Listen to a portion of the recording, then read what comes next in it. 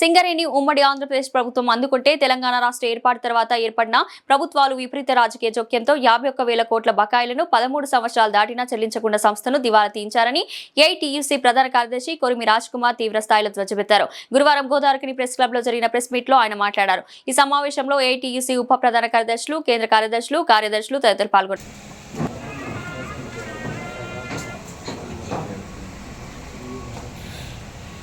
మొదటగా print media, electronic media మిత్రులకు అందరికీ శుభోదయం, నమస్కారాలు. ఈరోజు సింగరేణిలో ఒక ప్రత్యేకమైన అనిశ్చితి నెలకొంది. అంటే సింగరేణిలో ఎన్నికలు జరిగిన ఎన్నికల్లో కార్మిక సంఘాలకు ఇవ్వాల్సిన ప్రియారిటీ కానీ, లేక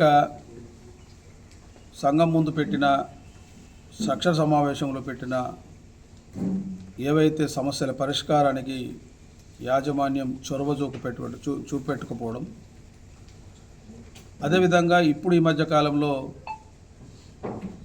ఈ యొక్క బొగ్గు బ్లాకుల మీద లేకపోతే టెండర్ల మీద ఒక రాజకీయంగా అవినీతి మరకపడడం, అదేవిధంగా ప్రాజెక్టు ప్లానింగ్లకు సంబంధించి తగు నిర్ణయాలు లేకపోవడం వల్ల ఈ సింగరేణిలో ఈరోజు మ్యాన్ పవర్ కానీ లేకపోతే ఉత్పాదకతకు ఒక భారీ నష్టం వాటిల్లినట్టుగా మేము అభిప్రాయపడతా ఉన్నాం.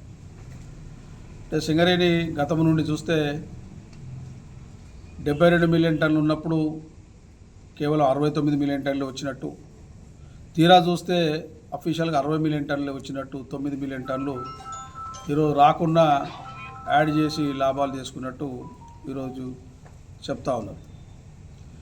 ఈసారి చూస్తే 74 మిలియన్ టన్నులు పెట్టుకుంటే 60 మిలియన్ టన్నులు కూడా వచ్చే పరిస్థితి లేదు.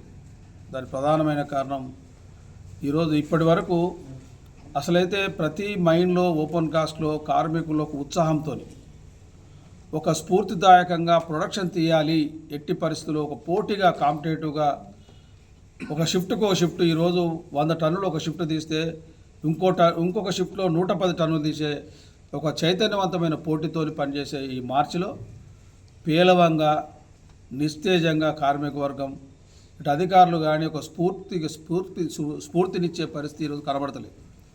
ఆ పర్యవసానమే అన్ని అండర్గ్రౌండ్ బావిలు ఓపెన్ కాస్ట్లో కూడా బొగ్గు రాకపోవడం అనేది గమనించాలి. ఈరోజు మనం ఒకసారి చూసినట్టయితే గతంతో పోల్చుకుంటే అన్ని మైన్లు సుమారు అన్ని ఏరియాలు వెనుకబడ్డాయి. దీని ప్రధానమైన కారణం ఇప్పుడు మేము చెప్పిన అనేక రకాల అంశాలు. ఒకవైపు ఏంటంటే మనం లేనిది ఉన్నట్టు, ఉన్నది లేనిదంటూ చూపించుకోవడంలో సింగరేణి మొదటి నుంచి తాపత్రయపడుతున్న ఒక డొల్లతనాన్ని మొన్న మనం చూసినాం. అదేవిధంగా ఈ మధ్యకాలంలో వీటన్నిటి మీద ముఖ్యంగా ఇలాంటి సెక్షన్ మీటింగ్లో పెట్టిన అంశాలు కానీ, లేకపోతే రాజకీయంగా కొన్ని ఒప్పుకోవాల్సిన అంశాలు కానీ, లేకపోతే మిగతా అంశాల మీద కార్మిక క్షేత్రంలో ముఖ్యంగా యాజమాన్యం నిర్లక్ష్యం కానీ, ఇప్పుడు ఈ మధ్యకాలంలో వస్తున్న అనేక టెండర్లలో, అదేవిధంగా 90 బ్లాక్ సంబంధించి మిగతా అంశాలు ఇవన్నీ బయటికి వచ్చిన ఈ సందర్భంలో సింగరేణి కార్మికులకు సంబంధించి వాస్తవంగా అసలు సింగరేణి పరిస్థితి ఏందని చెప్పడానికి